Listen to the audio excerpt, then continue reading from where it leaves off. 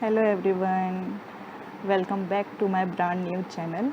So before starting, a little bit introduction about myself, that I am Alka Rathi and I have done my graduation with BSc, and after that I have diploma in elementary education, this is DLED, and also I am UPTET and CTET qualified. So in the last video we have discussed about our education system after independence, that how education system built up and how our committees are working for arising it. In this video we also discussed about it. So before starting I want to define some terms. Like in the last video I have used term literacy rate. So what is this literacy rate and what is the meaning of literacy? Firstly I would like to define it. So क्या होती है literacy, है ना, कि actual में literacy का मतलब क्या है, लिटरेसी रेट का मतलब क्या है, ये समझेंगे पहले, फिर उसके बाद हम आगे डिस्कस करेंगे, ठीक है। सो लिटरेसी क्या होती है, देखो सिंपल सी अगर लैंग्वेज में मैं बोलूँ, लिटरेसी क्या है, किसी भी व्यक्ति की एबिलिटी है, okay, it is an ability of any person to read, write and understand their language, okay. मतलब कहने का सेंस ये है कि लिटरेसी क्या है, किसी भी व्यक्ति की क्षमता है, कैसी क्षमता, वो क्षमता जिसके द्वारा वो किसी भी वस्तु को, किसी भी थिंग को पढ़ सके, है ना, लिख सके, अपनी लैंग्वेज में इंटरेक्ट कर सके। और केवल यहीं तक सीमित नहीं है लिटरेसी, बच्चा जिस भी समाज में रह रहा है, हम जिस भी समाज में रह रहे हैं, उस समाज की हर वस्तु के बारे में हम विशेषताएं जान सकें, हम विशेषताएं बता सकें, तभी हम लिटरेट हो पाएंगे, है ना। मतलब मेरे आसपास के सराउंडिंग में जितनी भी वस्तुएं रखी हैं, मैं उनके बारे में डिस्कस कर सकूं, उनके बारे में आपसे बात कर सकूं, तभी मैं लिटरेट कहलाऊंगी, ठीक है। तो ये वाली बात जो है गवर्नमेंट को भी समझ में आती थी, क्योंकि एक देश के विकास में लिटरेसी बहुत ही महत्वपूर्ण रोल निभाती है ना। एक तरह से आप बोल सकते हैं कि ये उस देश की बैकबोन है, बैकबोन का काम करती है। तो ये वाली बात गवर्नमेंट को भी समझ में आती है, इसलिए गवर्नमेंट हमेशा से चाहती है कि वो एक पूर्ण लिटरेसी रेट पाले और उस देश का विकास बहुत अच्छे से हो, है ना। लिटरेसी रेट में एक अवेयरनेस वाली बात होती है कि जो भी लिटरेट होगा वो अवेयर होगा चीज़ों को लेके, है ना। तो आप खुद सोच के देखिए, अगर देश के सभी नागरिक लिटरेट होंगे तो सभी अवेयर होंगे और किस तरह से देश का डेवलपमेंट होगा। सो अब बात ये थी कि गवर्नमेंट को ये तो पता है कि लिटरेसी इस तरह से एबिलिटी डेवलप करने की बात है, लेकिन अब उसको इम्प्लीमेंट करना था। मतलब एजुकेशन से आप ऐसे समझ सकते हैं, एजुकेशन सिस्टम बिल्टअप होने से पहले की बात है कि जो हमारे लीडर्स हैं उनके माइंड में क्या आता होगा, किस तरह से वो लोग सेटअप करते होंगे चीज़ों को। तो लिटरेसी इस तरह का वर्ड उनके माइंड में आया, ठीक है। चीज़ों को समझने की कोशिश करिएगा, फिर उन्होंने उस चीज़ को डिफ़ाइन करा। ऐसे वो चाहते हैं कि सभी व्यक्ति की ऐसे ऐसे करके एबिलिटी हो जाए। अब उसको ऐसे इम्प्लीमेंट करना है ना, पूरे देश में इम्प्लीमेंट करना है, तभी तो सब लोग लिटरेट हो पाएंगे। तब जाके उन्होंने ऐसे करके एजुकेशन सिस्टम का नाम अपने ध्यान में लाया कि ऐसे करके हम एक एजुकेशन सिस्टम बनाएंगे पूरा, और उस एजुकेशन सिस्टम में सभी को लिटरेट करेंगे। तो वो जो हमारे लीडर्स थे, जो हमारी गवर्नमेंट है, स्टिल हम लोग चाहते हैं कि हम पूर्ण लिटरेसी रेट, एक टोटल लिटरेसी रेट पालें, 100% लिटरेसी रेट हो जाए इंडिया का, है ना। सब चाहते हैं, मैं भी चाहती हूँ। तो उन्होंने फिर गवर्नमेंट ने क्या करा, एक एजुकेशन सिस्टम बनाया जिसमें उन्होंने 1st to 10th प्रारंभिक शिक्षा जो हम कहते हैं, प्रारंभिक शिक्षा को रखा, और जो भी व्यक्ति 1st से लेकर 10th तक की एजुकेशन प्राप्त कर लेता है वो लिटरेट कहलाता है ना। कहते हैं ना कि मैंने 10वीं पास कर ली, मैं तो लिटरेट हो गया, है ना। तो ये लिटरेट होने के पीछे का सेंस यही है कि जो भी व्यक्ति लिटरेट हो जाता है उसकी ऐसी एबिलिटी हो जाती है, वो रीड कर सकता है, राइट कर सकता है, अपनी लैंग्वेज में इंटरेक्ट कर सकता है, अपने समाज के साथ इंटरेक्ट कर सकता है, समाज की मोरल वैल्यूज़ को समझ सकता है, समाज की सोशल वैल्यूज़ को समझ सकता है ना। मतलब एक समाज का अवेयर नागरिक, है ना, बन जाता है, ठीक है। तो ये तो हो गई लिटरेसी की डिफ़ाइन, ठीक है, कि क्या होती है लिटरेसी और गवर्नमेंट क्यों चाहती है ऐसे कि सब लोग लिटरेट हो जाएं, है ना, इसलिए चाहते हैं ताकि हमारे देश का क्या हो, अच्छे से विकास हो। अब उसके बाद आती है बात लिटरेसी रेट। तो लिटरेसी रेट क्या होती है? The percentage of a number of peoples who can read write and interact in their language. Same thing जो मैंने अभी आपको बताई वो ही क्या है, लिटरेसी रेट। बस इसमें क्या है, लोगों की परसेंटेज कि कितने प्रतिशत लोग लिख पाते हैं, पढ़ पाते हैं, अपनी भाषा को समझ पाते हैं, समाज को लेके अवेयर हैं, कितने प्रतिशत लोग ऐसा कर पाते हैं, ठीक है। तो आई होप आप मेरी बात समझ पाए होंगे कि मैं ऐसे लिटरेसी रेट पे इतना ज़्यादा फोकस क्यों कर रही हूँ, क्यों मैं चाहती हूँ कि सभी लोग लिटरेट हों, क्यों मैं चाहती हूँ कि आप लोग पहले लिटरेसी को एक अच्छे तरीके से समझें, लिटरेसी रेट को अच्छे तरीके से समझें, ठीक है। तो ये होती है लिटरेसी, और उसके बाद लिटरेसी रेट आपने समझा। आई होप मैं आपको समझा पाई हूँ, ठीक है। अगर कोई भी कहीं पे दिक्कत हो तो कमेंट में मुझसे पूछिएगा। उसके बाद हम बात करते हैं अपने लास्ट वीडियो से स्टार्ट करते हैं, ठीक है। हम पूरा समराइज़ करती हूँ, आपके साथ चलती हूँ। सबसे पहले मैंने उसमें विश्वविद्यालय आयोग के बारे में बात करी थी आपसे, ठीक है। उसके बाद मुदालियर आयोग आया था, फिर उसके बाद दुर्गाबाई देशमुख समिति आई थी, फिर आपकी एनपी 1968 आई, ओके। फिर उसके बाद उससे पहले कोठारी आयोग आया, देन एनपी 1968 आई, देन एनपी 1986 आई, है ना। कोठारी आयोग के बाद से काफ़ी चीज़ें अच्छी होने लगी, काफ़ी कुछ शानदार होने लगा था, है ना। उन्होंने काफ़ी गहरा अध्ययन करा था स्टडी को लेके और बहुत गहराई से उन्होंने चीज़ों को समझा था, ठीक है। तो उसी को इम्प्लीमेंट करने के लिए आगे का काम करना शुरू कर दिया गया था।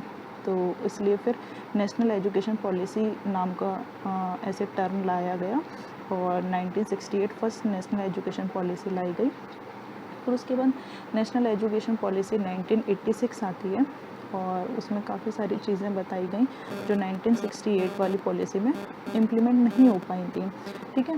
तो उन्होंने बोला कि उन्होंने 1986 वाली पॉलिसी में कहा गया कि बच्चों का ड्रॉप आउट रोकना है ना, ऐसे शिक्षा में सभी को इन्वॉल्व करना है, ऐसा कोई भी बच्चा ना हो जो शिक्षा का लाभ ना उठा पाए, ठीक है। तो इसी चीज़ को मतलब क्या हो रहा था उस टाइम पे, बच्चे ड्रॉप आउट करके चले जाते थे, कोई स्कूल में रुकता नहीं था।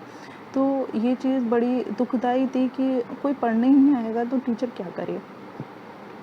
उसके बाद ना यशपाल समिति आती है 1992 में। तो यशपाल समिति ने ऐसे करके एक स्लोगन दिया था कि शिक्षा बिना बोझ के, है ना। उन्होंने एक स्लोगन दिया जिसमें उन्होंने बोला कि शिक्षा बिना बोझ के। एक्चुअल में उनके स्लोगन के पीछे का सेंस क्या था वो समझते हैं। देखो ऐसे अगर जैसे आप लोग को पता ही है कि भारत जो है कृषि प्रधान क्षेत्र है, देश है ना। भारत में 68% लोग जो हैं आज भी कृषि रोजगार पर आश्रित हैं, ठीक है, कि वो लोग कृषि से रोजगार करके ही अपना जीवन व्यतीत करते हैं। तो अब मैं आपको एक छोटी सी स्टोरी सुनाती हूँ, उससे आपको मेरी बात क्लियर हो पाएगी जो मैं कहना चाहती हूँ। देखो क्या हो रहा है कि एक बच्ची है, ठीक है, गांव में रहती है, उसके पेरेंट्स जो है खेती करते हैं, ठीक है। उसके मम्मी पापा हैं, वो है, उससे छोटे उसके 2 भाई बहन और हैं। तो वो लड़की जो है ऐसे करके, यहाँ उसका घर है, घर के बगल में जंगल है और इस साइड कहीं जाके उसका स्कूल है। तो क्या होता है रोज़ की उसकी दिनचर्या मैं आपको सुनाना चाहती हूँ कि रोज़ किस तरह से उसकी दिनचर्या चलती है। वो अपने पेरेंट्स के साथ सुबह 4 बजे उठती है, ठीक है। उसके अपने मम्मी पापा के साथ वो खेत पे जाती है, उसके माँ बाप दोनों खेत पे जाते हैं, वो भी उनके साथ खेत पे जाती है, ठीक है। वहाँ से 1 आध घंटा काम करने के बाद वो अपने घर आ जाती है, घर आके अपने घर का काम करती है। उसके पेरेंट्स जो हैं अभी भी खेत में काम कर रहे हैं, क्योंकि खेत का काम आप लोग को शायद समझ में आता होगा कि कितना मेहनत का काम है। जब इंसान अपने हाथों से मेहनत करता है ना, मशीनों की बजाय जब अपने हाथों से मेहनत करता है तो बहुत बड़ी हो जाती है। तो खेती में ऐसे अपने हाथों से, अपने शरीर से मेहनत करने की ज़रूरत होती है। तो उसके माँ-बाप अभी भी खेत में काम कर रहे हैं और वो 1 आध घंटे बाद अपने घर आ गई।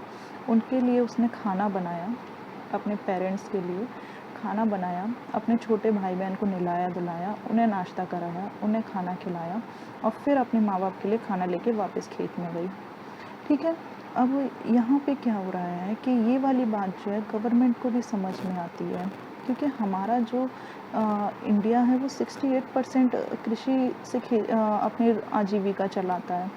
तो अ, जो जिन जो लोग किसान हैं उनके बच्चों के साथ ऐसे ही होता है, वो लोग अपनी जीविका ऐसे ही चलाते हैं। वो लोग क्योंकि उनके पास कोई दूसरा विकल्प नहीं है। अगर सिंपल सी बात है, अपने ऊपर अगर हम रख के सोच के देखें कि मेरे पेरेंट्स खेत में काम कर रहे हैं, मेरा घर पूरा ऐसे ही पड़ा है, तो ऑब्वियस है कि मैं भी पहले अपना घर सँभालूँगी स्कूल जाने की बजाय, है ना? तो ये ही उस लड़की के साथ होता था। अब आप खुद सोच के देखिए कि हमारा आधे से ज़्यादा भारत कृषि में डूबा हुआ है, तो उन सभी के बच्चे ऐसे उनके ऊपर बर्डन अपने घर से रहता ही होगा काम करने का। देखो क्या होता है, हमारी सबसे पहले जो है फिजियोलॉजिकल नीड होती है ना? कोई भी व्यक्ति है, उसकी फिजियोलॉजिकल नीड सबसे पहले पूरी होनी चाहिए, जिसके अंतर्गत आता है हमारा रोटी, कपड़ा, है ना? और हमें रहने के लिए शेल्टर, है ना? खाना-पीना मिले, रहने के लिए शेल्टर मिले। तो ये हमारी फिजियोलॉजिकल नीड होती है, हर व्यक्ति की होती है। अगर मुझे खाना नहीं मिले तो क्या मैं कोई दूसरा काम करना पसंद करूँगी? पहले मैं अपने खाने का इंतज़ाम करूँगी, है ना? कि कहीं से खाना तो मिले, क्योंकि ज़िंदा रहने के लिए खाना चाहिए। तो ये हमारी फिजियोलॉजिकल नीड है। उसके बाद हमारी सेफ्टी की नीड आ जाती है, फिर हम चाहते हैं कि हमें एक सेफ्टी हो, हमारी जान को ख़तरा ना हो। फिर हमारे पास फिर जो हमारी थर्ड नीड आ जाती है, वो आ जाती है हमारी लव की, कि हमें ऐसे समाज से प्यार मिले, ठीक है? फिर हमारी जो फोर्थ नीड हो जाती है वो सेल्फ एक्चुअलाइजेशन हो जाता है, ठीक है? वो इंसान चाहता है कि वो अपने आप को खुद सेल्फ एक्चुअलाइज़ कर पाए।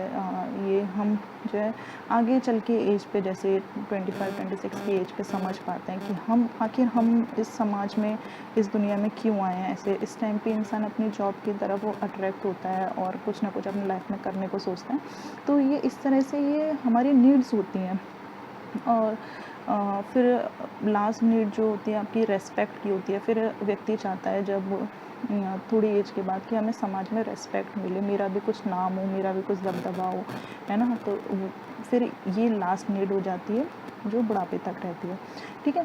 तो यहाँ पे मैं आपकी फिजियोलॉजिकल नीड के बारे में बात कर रही थी, जो हमारी बेसिक नीड है। मेरे को खाना चाहिए ही चाहिए, मेरे को अगर वो नहीं मिलेगा तो मैं कुछ भी नहीं कर पाऊँगी, है ना? तो मैं पहले, ऐसा नहीं है कि मैं पहले स्कूल पढ़ने जाऊँगी, उसके बाद आके मैं खाना खाऊँगी या फिर अपने पेरेंट्स के लिए खाना बनाऊँगी, नहीं। तो ये ही चीज़ गाँव के हर बच्चे के साथ होती है, ठीक है? कहीं पे किसी को ऐसे हेल्प मिल जाती है तो वेल एंड गुड है, ठीक है? तो वो बच्चा स्कूल चला जाता है। लेकिन जैसा पता ही है कि आजकल क्या हमेशा से होता आ रहा है कि अपनी फैमिली को हमें खुद ही सँभालना पड़ता है ना? खुद ही देखना पड़ता है कि मेरे माँ-बाप अगर किसी गाँव में खेत में जाएँगे तो घर का काम मेरा फ़र्ज़ है सँभालने का, और मैं सँभालूँगी बिल्कुल। तो यही काम वो बच्चे भी करते हैं, ठीक है? तो ये वाली बात जो गवर्नमेंट बखूबी समझती है ना? गवर्नमेंट को समझ में आता है कि ऐसा-ऐसा चल रहा है और बच्चों के साथ ऐसा हो रहा है और बच्चों को ऐसा करना उनकी मजबूरी है। तो बच्चे अपने पहले अपने फिजियोलॉजिकल नीड के लिए अपना अपना खाने का प्रिपरेशन करते हैं। तो यशपाल समिति ने यही बात को ध्यान में रखते हुए उन्होंने क्या बोला कि शिक्षा बिना बोझ के, कि एक बच्चे पे घर पे तो बोझ पड़ ही रहा है, उसे अपना घर सँभालना ही उसकी मजबूरी है, उसे करना ही पड़ेगा। लेकिन उसको है ना स्कूल में उस पे बोझ नहीं पड़ना चाहिए, है ना? स्कूल में उस पे बोझ नहीं पड़ना चाहिए इन द सेंस कि जो उसके किताबों का बर्डन है हम वो कम करेंगे, है ना? हम उसको सिर्फ़ वो स्कूल आए और पढ़े, है ना? इस तरह से उन्होंने अपने सिफ़ारिशें दी, अपनी बातें कहीं और एक स्लोगन भी चलाया पेरेंट्स को अवेयर करने के लिए कि शिक्षा बिना बोझ के, ऐसे करके। तो शायद आप मेरी बात समझ पाए होंगे कि मतलब गवर्नमेंट कितने स्टेप ले रही है बच्चों को पढ़ाने के लिए। लेकिन चलो फिर इस बारे में ही बात करें कि ऐसा सब कुछ इम्प्लीमेंट क्यों नहीं हो पा रहा है, ये भी हम समझेंगे आगे चल के। अभी आप समितियाँ समझिए कि ऐसे क्या-क्या करके गवर्नमेंट ने क्या-क्या करा है ना? अ, तो उसके बाद यशपाल समिति हो गई। यशपाल समिति के बाद अब ये उन्होंने स्लोगन दे दिया, उन्होंने अपनी बात कह दी, लेकिन चीज़ें अब पूरी कैसे हों? है ना। तो इन चीज़ों को इम्प्लीमेंट भी करना होता है। जब भी हम कोई भी सिफारिश लाते हैं ऐसे अपनी रिपोर्ट वो लोग सरकार के आगे रखते हैं, तो फिर सरकार कहती है कि इसको अब आपको इम्प्लीमेंट करना है। तो इम्प्लीमेंट करने के लिए यशपाल समिति ने ऐसे करके NCF 2005 आता है। उसके बाद NCF का मतलब होता है नेशनल करिकुलम फ्रेमवर्क, राष्ट्रीय पाठ्यचर्या रूपरेखा, ठीक है। 2005 आती है। उसके अंतर्गत जो था कि जो शिक्षा बिना बोझ के बारे में बात करी गई थी, बहुत ऐसे नहीं है कि बहुत छोटा सा काम है। इसके लिए पूरी बुक्स चेंज करनी पड़ेंगी, है ना। पूरी बुक्स चेंज करनी पड़ेंगी, सारा बर्डन कम करना पड़ेगा। आई होप आप लोग ने सुना होगा कि ऐसे 1st to 5th में EVS नाम का सब्जेक्ट होता है ना। तो EVS में क्या क्या होता है, EVS में जैसे इन्वायरमेंटल स्टडीज़ होती हैं, है ना। उसमें ज्योग्राफी भी इंक्लूड होती है, उसमें आपका साइंस भी इंक्लूड होती है। ऐसे 2-3 सब्जेक्ट को समराइज़ करके उन्होंने क्या करा है कि एक बुक बना दी है, ठीक है। तो ये सब किस लिए करा गया कि ताकि बच्चे पे बर्डन ना पड़े, है ना। बच्चा जो परेशानी घर से झेलता हुआ आ रहा है, आगे इसको स्कूल में मतलब ऐसी परेशानी ना झेलने पड़े और उसका ठहराव हो। सबसे बड़ी बात है कि बच्चे का जो ड्रॉप आउट बच्चा करके जा रहा है वो कम करना है, बच्चे को रोकना है स्कूल में। बच्चा स्कूल में रुकेगा तभी तो पढ़ेगा, ये बात है। गवर्नमेंट के माइंड में ये रहता है कि बच्चे को बस पहले रोकना है कैसे भी करके, तो उसी के लिए मतलब वर्किंग चलती रहती है, ठीक है। नेशनल करिकुलम फ्रेमवर्क आता है, एक रूपरेखा तैयार करी जाती है इसे इम्प्लीमेंट करने के लिए। बुक्स चेंजेस करनी थी क्योंकि बहुत कुछ चेंज करना था। फिर उसके बाद क्या होता है, थोड़ा सा पीछे चलते हैं, उसके ऊपर बात करनी ज़रूरी है क्योंकि देखिए 1992 में ये यशपाल समिति अपनी रिपोर्ट देती है। उसके बाद 2002 की बात करते हैं। 2001 to 2002 में क्या होता है, एक सर्व शिक्षा अभियान करके चलाया जाता है ना। आप सभी ने मेरे को लगता है नाम सुना होगा सर्व शिक्षा अभियान का। 2001 में इसे चलाना शुरू करा गया। सर्व शिक्षा अभियान के अंतर्गत क्या कहा गया, जैसे उन्होंने शिक्षा बिना बोझ के बारे में बात करी थी, इसी तरह से सर्व शिक्षा अभियान के अंतर्गत कहा गया कि शिक्षा का सार्वभौमिकरण करना है, शिक्षा का यूनिवर्सलाइजेशन करना है ना। इस तरह से उन्होंने अपनी बात बोली सर्व शिक्षा अभियान के अंतर्गत, और उन्होंने बोला कि सभी पढ़ें। मतलब सर्व शिक्षा अभियान के अंदर सर्व शिक्षा अभियान के अंतर्गत वो यही चाहते थे कि सब पढ़ें, शिक्षा का सार्वभौमिकरण हो जाए। उनका मेन एम ही यही है। जो भी समिति आती है उसका सबका एम यही है, क्योंकि जब सब पढ़ेंगे, सब लिटरेट होंगे, तभी तो हम 100% लिटरेसी रेट पा पाएंगे। तो क्या होता है, सर्व शिक्षा अभियान के अंतर्गत काफ़ी सारे चेंजेस करे गए, चीज़ों को समझा गया। तो सर्व शिक्षा अभियान में सबसे पहले उन्होंने ऐसे कॉन्स्टिट्यूशन में अमेंडमेंट करना, है ना। 86 अमेंडमेंट एक्ट होता है, उसमें बोला गया कि जो 6 से 14 साल तक के बच्चे हैं, ठीक है, 6 to 14 ईयर्स चाइल्ड हैं, उनको फ्री एंड कंपलसरी एजुकेशन दी जाएगी। एजुकेशन को कंपलसरी नाम दे दिया गया, अनिवार्य बोल दिया गया कि फ्री शिक्षा और कंपलसरी एजुकेशन। बिल्कुल जो शिक्षा होगी वो कंपलसरी है, सभी को पढ़ाना है, अपने बच्चों को स्कूल भेजना है, उसको अनिवार्य कह के ऐसे कॉन्स्टिट्यूशन में पूरा अमेंडमेंट करके चीज़ें सामने रख दी गई, है ना। और बोला गया कि ये अनिवार्य है कि देश का हर बच्चा जो है 6 से 14 वर्ष की फ्री एजुकेशन प्राप्त करे। इवन उन्होंने ये बोला कि आप बस बच्चे को स्कूल भेजिए, बच्चे की बुक्स, बच्चे की ड्रेस, इवन हम बच्चों को दोपहर का लंच तक देंगे, बस आप बच्चे को स्कूल भेजिए, ठीक है। लेकिन वही है कि चीज़ें किस तरह से इम्प्लीमेंट हो, है ना, कैसे लोगों को समझाया जाए, क्योंकि ये बहुत बड़ा टास्क है। किसी एक इंसान के हाथ में नहीं है ये जो है काफ़ी स्टेप में होके गुजर रहा है, क्योंकि एक को समझाएं, क्योंकि एक इंसान को नहीं समझाना है आपको, यहाँ जनसंख्या को समझाना है। जब भी बात लोगों से इंटरेक्ट करने की आ जाती है तो वहाँ पे चीज़ें जो होती हैं विस्तृत हो जाती हैं, फैल जाती हैं कि कैसे समझाया जाए। तो इसी कॉन्स्टिट्यूशन अमेंडमेंट एक्ट के अंतर्गत इन्होंने एक और बात कही कि हमारे एक नई फंडामेंटल ड्यूटी जोड़ी गई, है ना। फंडामेंटल राइट्स तो हम सबको याद रहते हैं, अपनी ड्यूटीज़ भी हमें याद रखनी चाहिए। जो हमारी 11 फंडामेंटल ड्यूटी जोड़ी गई, और उसमें बोला गया कि जो भी गार्जियन है ना, जो भी गार्जियन है या फिर बच्चे को पालने वाला कोई भी व्यक्ति है, मान लीजिए उसके गार्जियन नहीं है, कोई और उसे पाल रहा है वर्ड को, तो ये उसका कर्तव्य बनता है कि वो बच्चे को बेसिक एजुकेशन प्राप्त करवाए। उसका ये फंडामेंटल ड्यूटी है, ठीक है, मौलिक कर्तव्य है कि वो बच्चे को लेके जाए, स्कूल में एडमिशन करवाए। बस आपको लाके उसका एडमिशन करवाना है और बाकी हम देख लेंगे, ऐसा गवर्नमेंट कहती है। हम उसे फ्री एजुकेशन देंगे, हम उसे फ्री में सब कुछ देंगे, हम पढ़ाएंगे लिखाएंगे। अब आप सोच के देखिए ना कि गवर्नमेंट इतना सब कुछ मतलब क्यों सोचती है कि हम फ्री में एजुकेशन देंगे, हम सब कुछ कर लेंगे, बस आप बच्चे को स्कूल भेज दीजिए, है ना। तो इसके पीछे बात वो ही है लिटरेसी वाली, कि गवर्नमेंट चाहती है कि 100% लिटरेसी रेट हो जाए इंडिया का, इसलिए वो ये सब करवाती है ना। इसलिए वो मतलब ऐसा नहीं है कि वो बाध्य है ये सब कराने में, अपने मन से इच्छुक है, चाहती है। क्योंकि मैंने आपको बोला जो लिटरेसी होती है वो किसी भी देश की बैकबोन है, ठीक है, बहुत ही गहराई वाली बात है। इसलिए मैंने भी इस पे बात करना शुरू करा है, क्योंकि ये ज़रूरी है, बहुत ज़रूरी है हमें अपनी लिटरेसी रेट 100% पाना।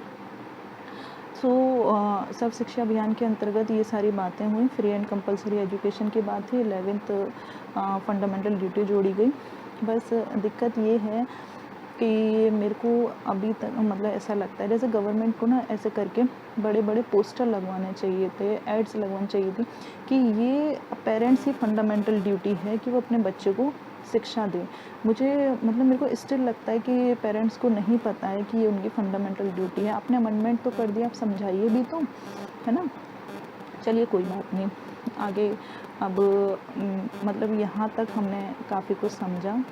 आप समझ पा रहे होंगे कि मैं लिटरेसी के ऊपर इतनी क्यों बात कर रही हूँ, ठीक है। आप गवर्नमेंट के पीछे की ऐसे स्थिति, मन की स्थिति समझ पा रहे हो कि गवर्नमेंट क्यों लिटरेसी पाने के लिए इतना सब कुछ करती है, क्योंकि वो बैकबोन है ना। जब व्यक्ति अवेयर होगा इंडिया का, तभी तो देश का विकास होगा।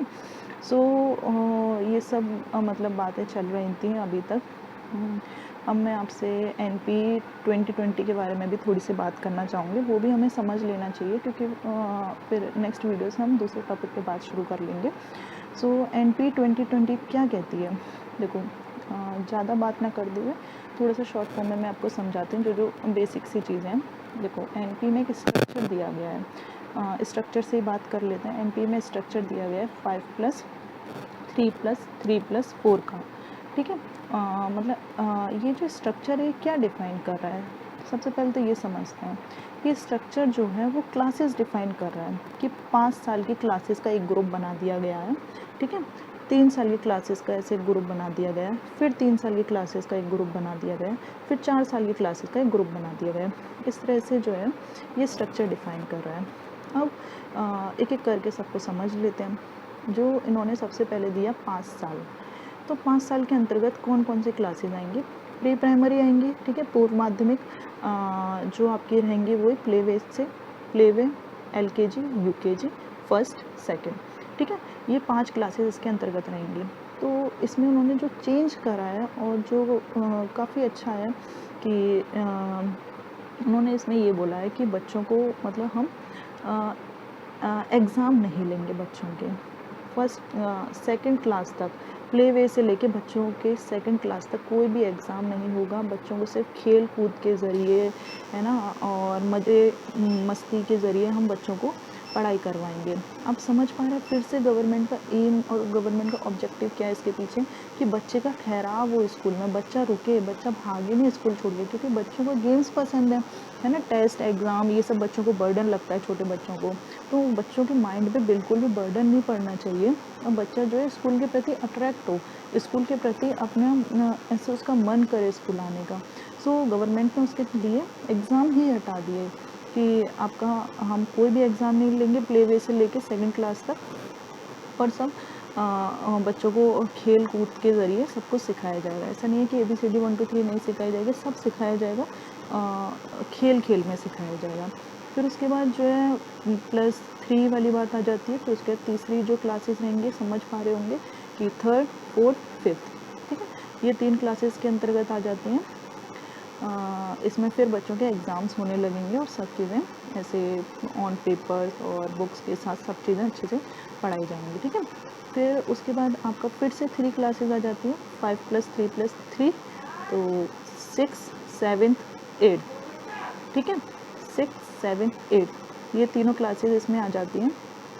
अब 6, 7, 8 में मेरे को जो काफ़ी अच्छी चीज़ें लगी कि जैसे मैंने आपको पहले बोला था माध्यमिक शिक्षा के अंतर्गत यही क्लासेस आती हैं।